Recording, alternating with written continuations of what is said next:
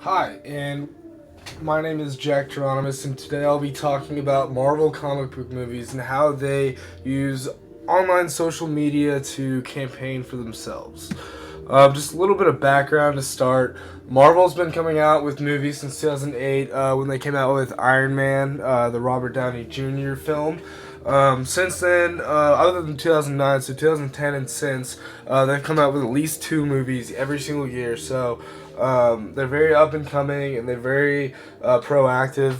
Um, they revolve around characters made up in the Marvel universe, and Marvel is made up of characters from Stan Lee, the comic books.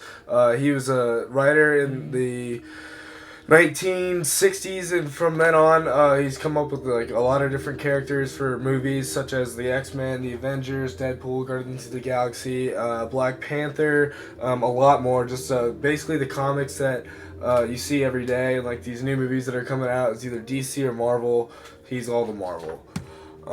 So what Marvel does with Twitter and Facebook is what they mostly use, and Twitter holds over almost 5 million followers. They tweet almost a little over 50,000 times, where Facebook has 1.5 million likes on their current page, and Twitter is used mostly for getting the word out on dates and when movies are coming out, or when new comic books are coming out. But Facebook is more for I guess trailers and videos of how everything is coming together, and I guess a little bit of information sharing. But that's how they use both of these social media outlets.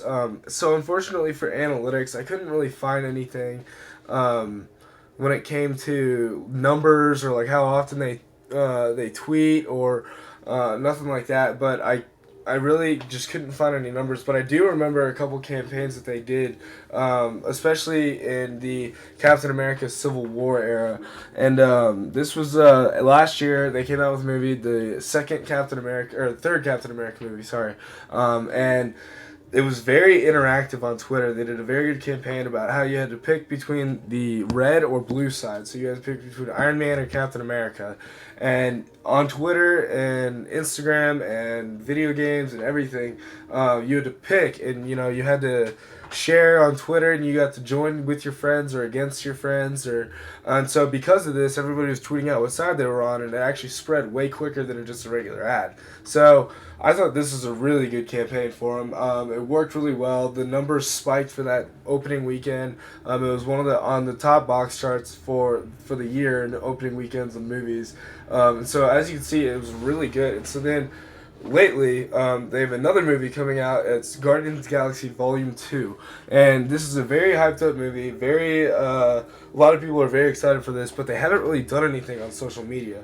They've done the basics on Facebook, like putting out all the trailers. There's probably three or four versions of trailers. And, there's nothing on Twitter about choosing sides or talking about it, and there are no interactions with anything. So that's just one thing that I think they should improve on. Definitely is try to have more reaction from your followers, and try to have more just I guess back and forth movement between people, and so like create the conversation.